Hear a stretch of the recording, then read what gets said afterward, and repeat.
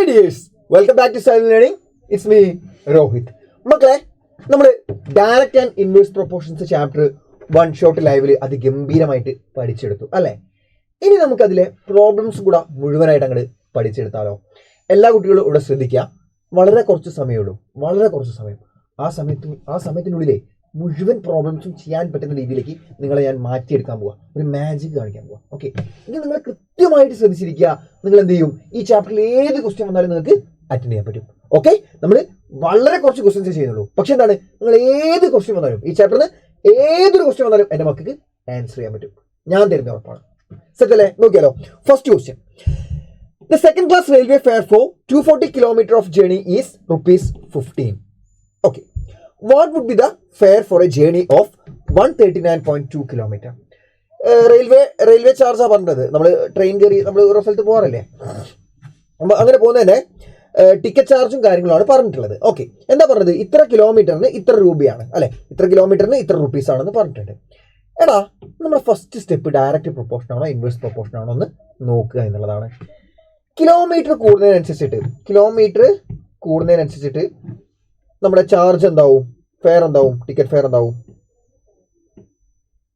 പറഞ്ഞേ. ദൂരം കൂടുന്നതനുസരിച്ച് ഫെയർ കൂടൂലേ? അല്ലേ? കൂടും അല്ലേ? അപ്പൊ ഒന്ന് കൂടുമ്പോൾ മറ്റേത് കൂടും. ദൂരം കുറയുന്നതനുസരിച്ച് ഫെയർ കുറയും. വിച്ച് മീൻസ് നമുക്ക് ഈസി ആയിട്ട് പറയാം ഡയറക്റ്റ് പ്രൊപ്പോർഷൻ ആണ് അല്ലെ, ഡയറക്റ്റ് ആണ്. അടുത്ത സ്റ്റെപ്പ് എന്താ? ഡയറക്റ്റ് ആണ് മനസ്സിലാക്കി കഴിഞ്ഞാൽ അടുത്ത സ്റ്റെപ്പ് എന്താ? നിങ്ങൾ ജസ്റ്റ് ഒരു ടേബിൾ പോലെ എഴുതുക അല്ലെ. എന്താ? ഫസ്റ്റ് എന്താ? കിലോമീറ്റർ. First kilometre. സെക്കൻഡോ അതിന്റെ ഫെയർ അല്ലെ, അതിന്റെ ഫെയർ. എന്നിട്ട് അവിടെ തന്നിട്ടുള്ള സാധനങ്ങളൊക്കെ എടുത്തെഴുതുക. എന്തൊക്കെയാ? എൻ്റെ ഫെയർ കണ്ടാൽ ആരോ എന്തോന്ന് വെള്ളം കുടിക്കില്ല എന്ന് പറഞ്ഞ പോലെ ഉണ്ടല്ലേ. Fair, yes. സോ ശ്രദ്ധിക്കാം, 240 കിലോമീറ്റർ 240 ആണ്. 240 കിലോമീറ്ററിന് 15 റുപ്പീസ്. സോ 15 ഫെയർ 15 ആണ്. ഇങ്ങനെ എഴുതി. പിന്നെന്താ? What would be the fare for a journey of 139.2 kilometre? അപ്പോൾ 139.2 കിലോമീറ്റർ തന്നിട്ടുണ്ട്. 139.2 കിലോമീറ്റർ. അതിന് എത്രയാണ് ഫെയർ എന്നാണ് ചോദിച്ചത്. ഫെയർ നമുക്കറിയോ? ഇല്ല, നമുക്കറിയില്ല. അറിയാത്തതിന് നമ്മൾ എന്ത് കൊടുക്കും? എക്സ് എന്ന് കൊടുക്കും. അറിയാത്തതിന് നമ്മൾ വൺ ഡേ എക്സ് എന്നാണല്ലോ കൊടുക്കുക. നിങ്ങൾ എക്സ് വേറെ പലതും എന്ന് പറയുന്നത് എനിക്കറിയാം. എന്നിരുന്നാലും നമ്മൾ മാത്സിൽ അറിയാത്തതിന് എക്സ് എന്ന് കൊടുക്കാറുണ്ട്. അതും കൂടെ ഒന്ന് മനസ്സിലാക്കി വെക്കുക. ഓക്കെ, സോ അറിയാത്തതിന് നമ്മൾ എക്സ് എന്ന് കൊടുത്തടാ. അപ്പോൾ ഇനി അടുത്ത സ്റ്റെപ്പ് എന്താ? ശ്രദ്ധിക്കുക, നല്ലോണം ശ്രദ്ധിക്കുക. ഡയറക്റ്റ് പ്രൊപ്പോർഷൻ ആണെങ്കിൽ എപ്പോഴും ഇതേ ബൈ ഇത് ഇസ് ഈക്വൽ ടു ഇത് ബൈ ഇതായിരിക്കും. ഓക്കെ, മേലെ താഴുള്ളത് ബൈ എഴുതിയിട്ട് നമുക്ക് ഈക്വേറ്റ് ചെയ്ത് എഴുതാൻ പറ്റും. അതായത് എങ്ങനെ എഴുതാം?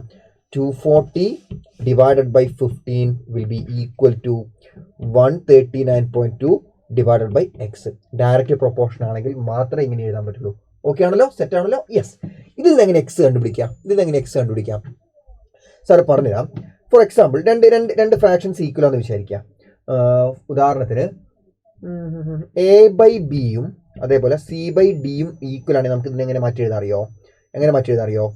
എ ഇൻറ്റു ഡി അഥവാ A D will be equal to എന്തായിരിക്കും?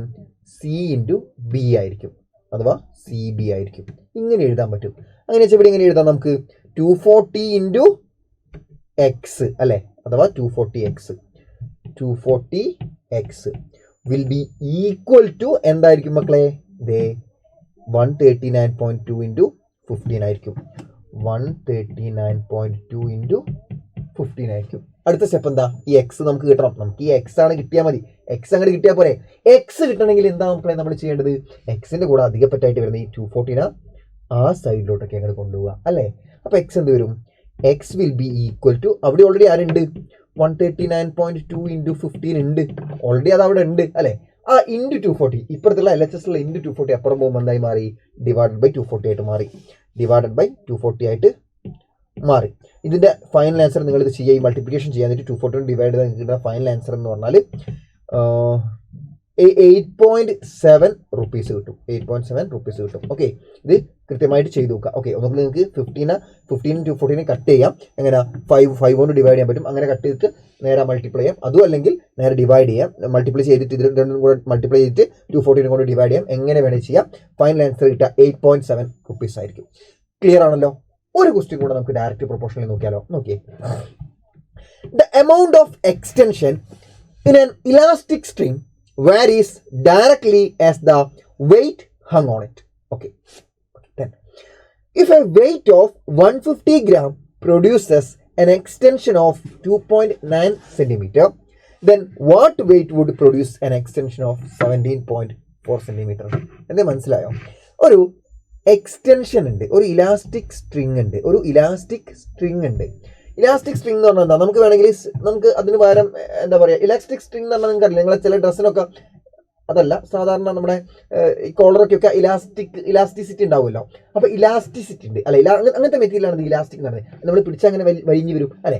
ഫോർ എക്സാമ്പിൾ നമുക്ക് ഇവിടെ ഇലാസ്റ്റിക് സ്ട്രിങ് എന്നാണ് പറഞ്ഞത്, നമുക്ക് അതിന് പകരം ഞാൻ നിങ്ങൾക്ക് മനസ്സിലാവുന്ന വേറൊരു സാധനം പറഞ്ഞുതരാം. അതേപോലത്തെ സ്പ്രിങ് നിങ്ങൾക്ക് മനസ്സിലാവുന്ന ഒരു സാധനം അല്ലേ.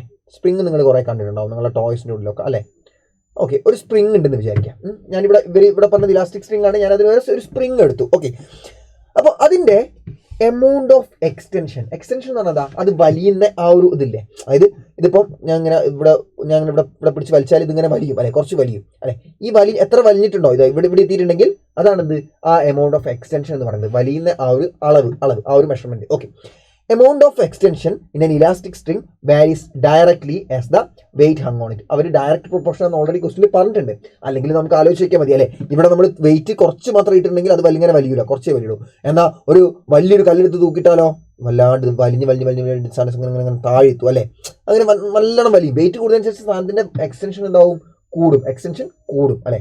അപ്പോൾ വെയിറ്റ് കൂടുമ്പോൾ എക്സ്റ്റൻഷൻ കൂടുകയാണ് ചെയ്യുക, അല്ലെങ്കിൽ വെയിറ്റ് കുറയുക വെച്ചാൽ എക്സ്റ്റൻഷൻ കുറയുകയാണ് ചെയ്യുക അല്ലേ. ആണല്ലോ യെസ്. അങ്ങനെയാകുമ്പോൾ ഡയറക്റ്റ് പ്രൊപ്പോർഷനാണ്. അപ്പോൾ നമ്മൾ എന്ത് എഴുതാം, നമുക്ക് ടേബിൾ പോലെ എഴുതാം, വെയിറ്റ് പിന്നെ എക്സ്റ്റൻഷനും. Okay, if a weight of 150 gram, weight 150 gram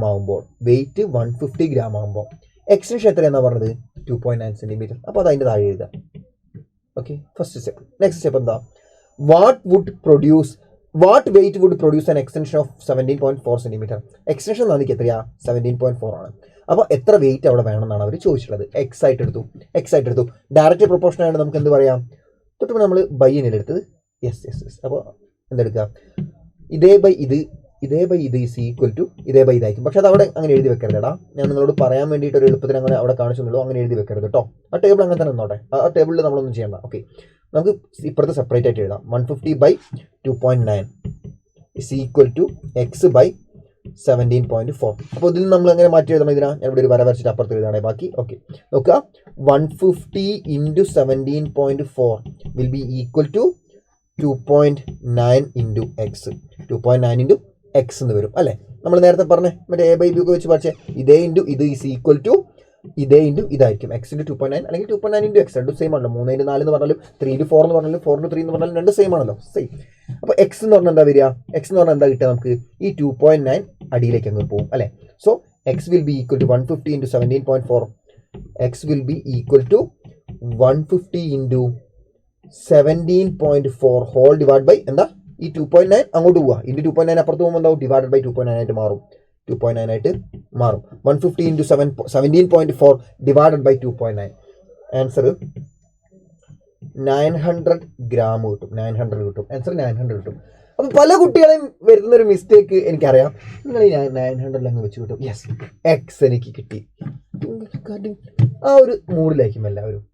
പക്ഷേ ഈ കിട്ടിയ എക്സ് എന്താണെന്ന് നിങ്ങൾ എഴുതിയിട്ടില്ലെങ്കിൽ നിങ്ങൾക്ക് ഒരു മാർക്ക് അവിടെ നഷ്ടപ്പെടും. ട്വിസ്റ്റാണ്. എന്താണ് ഈ എക്സ്? എന്താണ് നമ്മൾ എടുത്തത്? വെയിറ്റ് അല്ലേ. വെയിറ്റ് ഇവിടെ ഏത് മെഷർമെൻറ്റിലാണ് തന്നിട്ടുള്ളത്? Weight 150 gram. ഗ്രാമിലാണ് വെയിറ്റ് തന്നിട്ടുള്ളത്. സോ നിങ്ങൾക്ക് കിട്ടുന്ന വെയിറ്റും എന്തായിരിക്കും? ഗ്രാം ആയിരിക്കും. ആ ഗ്രാം നിങ്ങൾ ഇവിടെ എഴുതിയിട്ടില്ലെങ്കിൽ ഒരു മാർക്കാണ് നിങ്ങൾക്ക് നഷ്ടപ്പെടുക. നിങ്ങൾ മുഴുവൻ കിട്ടി എന്നൊക്കെ പറഞ്ഞ് ഡാൻസ് കളിച്ചായിരിക്കും, പക്ഷേ ഒരു മാർക്ക് അവിടെ പോകും. ആ സാധനം അവിടെ എഴുതിയിട്ടില്ലെങ്കിൽ. ക്ലിയർ ആണല്ലോ? സെറ്റ് ആണല്ലോ? അപ്പോൾ ഞാൻ പഠിപ്പിച്ച ഒരു കുട്ടി പോലും അത് എഴുതാണ്ട് നിൽക്കരുത്. അത് കഴിഞ്ഞു. Next question. If 52 men can do a piece of work in 35 days, in how many days 28 men will do it? ഒരു വർക്ക് ഉണ്ട്, അത് 52 ആൾക്കാർ ചേർന്നിട്ട് 35 ഡേയ്സ് കൊണ്ടാണ് ആ വർക്ക് കംപ്ലീറ്റ് ചെയ്യുന്നത്. ഓക്കെ, 52 ആൾക്കാർ, 52 men എത്ര ഡേയ്സ് കൊണ്ടാണ് കംപ്ലീറ്റ് ചെയ്യുന്നത്? 35 ഡേയ്സ് കൊണ്ടാണ് കംപ്ലീറ്റ് ചെയ്യുന്നത്. അങ്ങനെയാണെങ്കിൽ 28 മെന്ന് എത്ര ദിവസം എടുക്കുന്നതാണ് ചോദിച്ചത് അല്ലേ? മക്കളെ ഞാൻ ചോദിച്ചോട്ടെ, ഇവിടെ ഡയറക്റ്റ് ആണോ ഇൻവേഴ്സ് ആണോ? ഓക്കെ, ഞാനൊരു എക്സാമ്പിൾ പറഞ്ഞുതരാം. നമുക്ക് നിങ്ങളുടെ ആരെങ്കിലും ഒക്കെ ഹൗസ് വാമിങ് കഴിഞ്ഞിട്ടുണ്ടെങ്കിൽ നിങ്ങൾ ഈ ഒരു സംഭവം നിങ്ങൾ ശ്രദ്ധിച്ചിട്ടുണ്ടാവും. അതായത് അതുവരെ കുറച്ച് ആൾക്കാരെ ഹൗസ് വാമിങ്ങിന് ഹൗസിന്റെ പണിക്ക് വീടിന്റെ വീട് പണിയില്ലേ, വീട് ബിൽഡ് ചെയ്യുന്നത്, അതിന് കുറച്ച് പണിക്കാരെ വരുള്ളൂ അല്ലെ, കുറച്ച് പണിക്കാരേക്കും വന്നിട്ട് വരുന്നുണ്ടാവുക അല്ലെ. എന്നാൽ പെട്ടെന്ന് ഇന്നിപ്പോൾ എത്രയാണ് ഡേറ്റ്? ജനുവരി 5 അല്ലെ.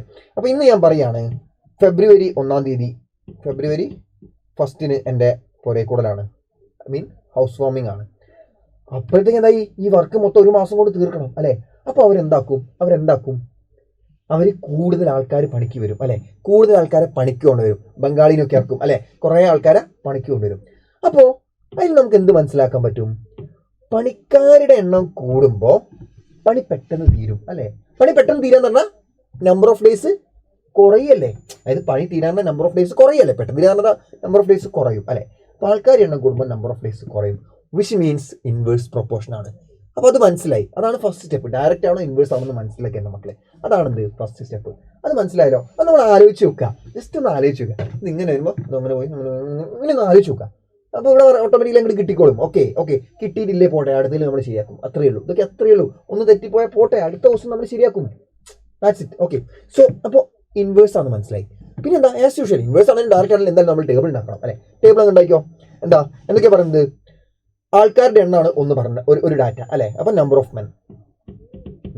മെൻ. പിന്നെ എന്താ, 35 ഡേയ്സ്. അപ്പം നമ്പർ ഓഫ് ഡേയ്സ് ആണ് അടുത്തത്, നമ്പർ ഓഫ് ഡേയ്സ്. ഓക്കെ, 52 മെന്നിന് എത്ര ദിവസം കൊണ്ടാണ് നമ്പർ ഓഫ് ഡേയ്സ് പറഞ്ഞത്? 35 ഡേയ്സാണ്. And in how many days 28 men will do it. 28 men ആണെങ്കിൽ എത്ര ദിവസം എടുക്കുന്ന ചോദിച്ചത്. ദിവസം നമുക്കറിയാലോ, അത് നമ്മൾ എക്സ് ആയിട്ട് എടുത്തു. ക്ലിയർ ആണല്ലോ? പക്ഷേ ഇവിടെ നമ്മൾ എങ്ങനെയാണ് എടുക്കുന്നത്? ഇതേ ബൈ ഇത് ഈസിക്കൽ ഇതേ ബൈ ഇതാണോ? അല്ല, അങ്ങനെയല്ല. അത് ഡയറക്റ്റിൽ മാത്രമാണ്. ഇൻവേഴ്സ് ആകുമ്പോൾ ട്വിസ്റ്റ് ഉണ്ട്. ഇൻവേഴ്സ് ആകുമ്പോൾ ഇതേ ഇൻറ്റു ഇത് ഈസിക്കൽ ഇതേ ഇൻറ്റു ഇതാ. അവിടെ ഡിവൈഡഡ് ബൈ വരും, ഇവിടെ എന്തായി ഇൻറ്റു ആയി. വേറൊരു വ്യത്യാസമില്ല. ഓക്കെ, സോ എന്ത് വരും? 52 × 35 is equal to 28 × x ആണ് അല്ലേ. അപ്പോൾ ഇതാകുമ്പോൾ കുറച്ചുകൂടെ സിമ്പിളായി. നമുക്ക് എന്ത് ചെയ്യാം, ഈ എക്സിന്റെ വാല്യൂ കിട്ടണമെങ്കിൽ ഈ ഇൻറ്റു 28 അങ്ങോട്ടുണ്ടായത് ഇൻറ്റു 28 അപ്പുറം പോകുമ്പോൾ എന്താവും? ഡിവൈഡഡ് ബൈ 28 ആയിട്ട് മാറും അല്ലെ. 52 × 35 ഡിവൈഡഡ് ബൈ 28 ആവും. അപ്പോൾ എക്സിന്റെ വാല്യൂ എത്രയാ?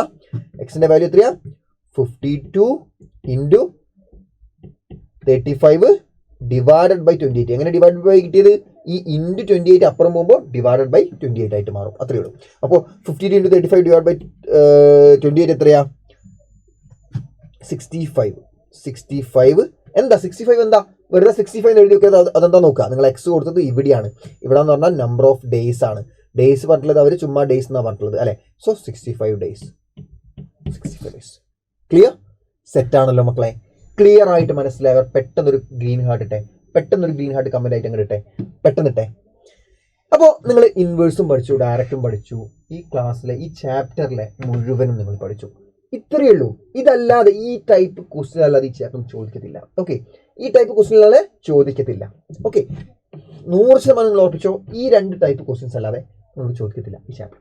ഓക്കെ, പക്ഷെ അതിൽ തന്നെ സിറ്റുവേഷൻ മാറും. ചിലപ്പോൾ എന്താ പറയുക, ഇവിടെ നമ്പർ ഓഫ് വർക്കാണ്. ചിലപ്പോൾ എന്ത് ചോദിക്കുന്നത് വെച്ചാൽ ഇതേപോലെ എന്താ പറയുക, പശു പുല്ല് മേയുന്നത് അത് ചോദിക്കും. ചിലപ്പം ഒരു സ്കൂളിൽ ഇത്ര ഫുഡ് ഉണ്ടായിരുന്നു, ഒരു സ്കൂളിൽ 2 ചാക്ക് അരി ഉണ്ടായിരുന്നു. അത് 100 കുട്ടികളാണ് അവിടെ ഉള്ളതെങ്കിൽ അവരത് 10 ദിവസം കൊണ്ട് തീർക്കും. അങ്ങനെയാണെങ്കിൽ 20 കുട്ടികളാകുമ്പോൾ എത്ര ദിവസം കൊണ്ട് തീർക്കും? അങ്ങനത്തെ ടൈപ്പ്. അതായത് ഈ സിറ്റുവേഷൻ മാറ്റുന്നുള്ളൂ, വേറൊരു വ്യത്യാസമില്ല, കൺസെപ്റ്റിൽ വ്യത്യാസമില്ല. അപ്പോൾ നിങ്ങൾ ആലോചിക്കാം, ഇത് വരുമ്പോൾ ഇത് മറ്റേ ഇൻവേഴ്സ് ആണോ ഡയറക്റ്റ് ആണോ ആലോചിച്ച് കണ്ടുപിടിക്കുക. നൈസായിട്ട് കണ്ടുപിടിച്ചിട്ടോ ടേബിൾ വരയ്ക്കുന്നു. പിന്നെ ഇൻവേഴ്സ് ആണെങ്കിൽ ഇൻറ്റു ഇതേ ഇൻറ്റു ഇത് ഇസിക്കലും ഇതേ ഇൻറ്റു ഇതാണ്.